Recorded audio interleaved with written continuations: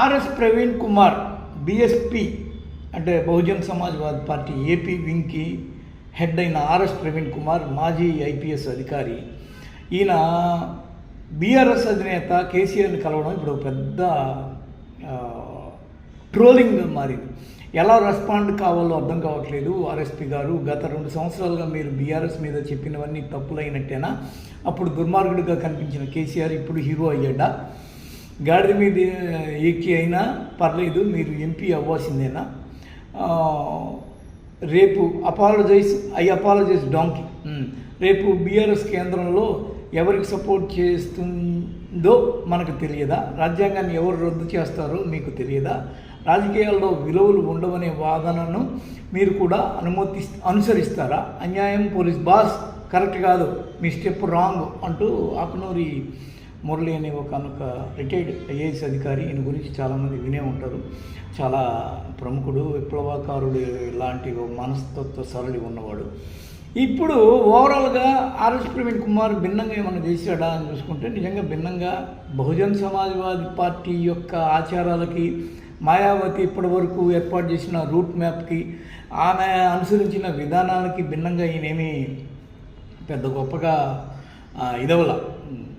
అక్కడ ఎలాంటి సంప్రదాయం ఉందో అలాంటి సంప్రదాయాలని ఆయన పాటిస్తున్నాడు. నిజంగా మాయావతి కూడా ఒకనొక సమయంలో పీఠం ఎక్కడానికి బ్రాహ్మణ వర్గాలతో ఉత్తరప్రదేశ్లో చేతులు కలిపి పీఠం ఎక్కి ఒక సరికొత్త దానికి ఒక పేరు కూడా పెట్టారు. సరికొత్త రాజకీయ సమీకరణాన్ని తయారు చేసుకొని రాజ్యాధికారం చేపట్టారు. ఈరోజు రాజకీయాల్లో ఉండి ఎప్పటికప్పుడు స్టెప్పులు మార్చుకుంటూ పోతేనే అక్కడ రాణించగలం, లేకపోతే మూసుకొని ఇంట్లో కూర్చోవటమే. ఈరోజు టీఆర్ఎస్ని బీఆర్ఎస్గా మార్చే వరకు కేసీఆర్ తన ప్రయోగాలు చేసుకుంటూ వచ్చాడు. అంటే దాని అర్థం ఏంటంటే రాజకీయాలు ఆ విధంగా చాలా ఘోరంగా, దారుణంగా, భీతావహంగాను, దిమ్మ తిరిగిపోయే విధంగాను, ఇప్పటికిప్పుడు మనం ఏదో చేస్తేనే ఇక్కడ వర్కౌట్ అవుద్ది అని చెప్పి ఒక్కోసారి తప్పటడుగులు వేసే విధంగానూ ఉంటాయి. ఫక్ట్గా మాట్లాడాల్సి వస్తే రాజకీయాలు అంతకన్నా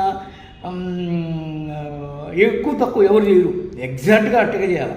ఇప్పుడు ఈరోజు బీఆర్ఎస్తో కలవడానికి బీఎస్పీకి ఏంది అడ్డంకి? నిజంగా బీఎస్పీకి ఇక్కడ ఉన్న ఓటు బ్యాంకుతో, దళిత బహుజన ఓటు బ్యాంకుతో నడిచిపోద్దా? అసలు వాళ్ళు ఈ లోకల్లో ఈ అట్రాక్షన్లో ఉన్నారా? ఆయన అసెంబ్లీ ఎన్నికల్లో ఏమైనా కనీసం సాధించాడా? సాధించడానికి ఏమీ లేదు. ఒక్కటి కూడా సింగిల్ న్యాయపరిచి కూడా బయటపడాల. కనీసం ఆ కోణం నేను చూడండి, ఇంత కమ్యూనిజం మాట్లాడి ఈ రోజున కాంగ్రెస్తో చేతులు కలిపి ఏదో బొటాబొటి కన్నా ఆయన ఓటు అన్న ఒక గెలుపు సాధించాడు. ఈయన ఎవరితో కలవకపోవడం వల్ల, ఏ ఓటు షేరు తనకు రాకపోవడం వల్ల, ఏ ఉపయోగం లేకపోవడం వల్ల ఏమీ కలగకపోయాడు. ఊరికి ఓటింగ్లు పెట్టుకొని అది ఇది చేసుకుని ఆయన మీద ఒక సినిమా తీసుకొని దండం పెట్టి సైడ్ అయిపోవాల్సిన పరిస్థితి. అసలు రాజకీయం అంటేనే నువ్వు ఈ విధంగా ఇప్పుడు చంద్రబాబు ఇక్కడ కాంగ్రెస్కి దారి వదిలి అక్కడ బీజేపీతో ఎప్పుడెప్పుడు చేతులు కలుపుతామని ఎదురు చూసి ఆ తర్వాత జనసేన ఒక్క సీటు కూడా లేని ఒక సీటు ఉంది, అది కూడా పొరపాటున అతను తన సొంత శక్తితో గెలిచింది.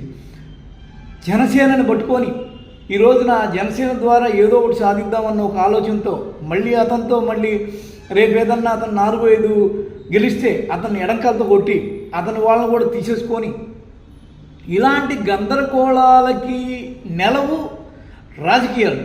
సచ్చీరుడైన రాజకీయ నాయకుడిని అదేదో మాంసమై తిన్నని పిల్లు ఉంటుందా, పురుషుల్లో రాముడు ఉంటాడా, ఇలా పొత్తులు కట్టుకుని రాజకీయ నాయకుడు ఉంటాడని రాసుకోలేము. నెక్స్ట్ అలాంటి పరిస్థితి ఉంటుంది ఇక్కడ అలా చేయకపోతే దానికి అది ఎవడికో. ఇప్పుడు జగన్మోహన్ రెడ్డి పెద్ద తోపు తురుము అని జనం అంతా మాట్లాడుకోవడానికి గల కారణం ఏంటంటే అతనికి ఆ డయాస్ అక్కడి నుంచి దొరికింది.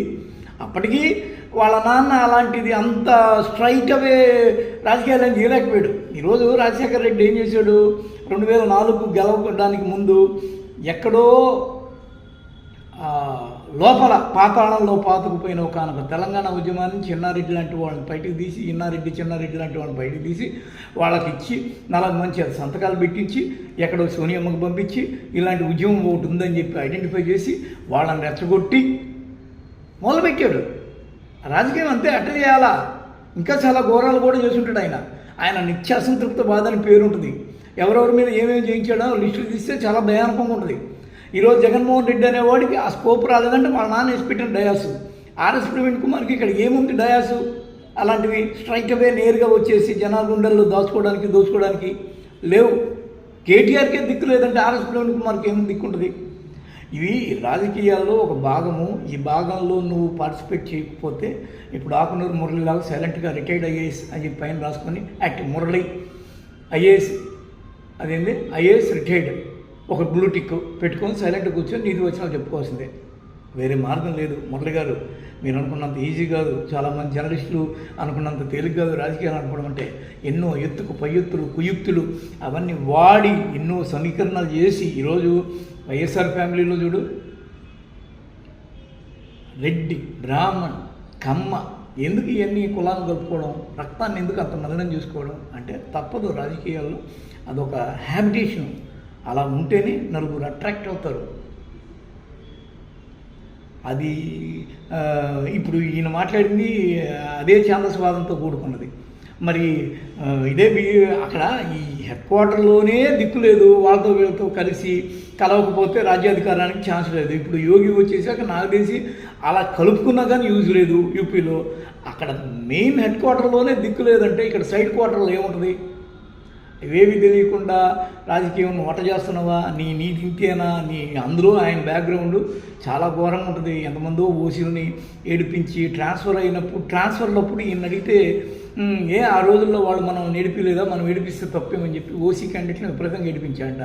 ఆ పాపాలన్నీ ఊరికే పోతాయా? ఊరికే ఇవి తీసి ఓట్లు వేసేవాళ్ళు ఎవడన్నా ఉంటాడా? ఇట్లాగే ఎన్నెన్నో చేతులు కలిపితేనే ఆ ఓట్లు కూడా, అరే వీడు మనతో కలుపుతున్నాడు కదా, మనం కూడా వాడికి ఓటు షేర్ చేద్దాము అతను నిలబడ్డ చోటని ఆ పార్టీ అభిమానులు వాళ్ళు వీళ్ళు అనుకుంటారు. ఇవేవి తెలియకుండా రాజకీయాలు చేయాలంటే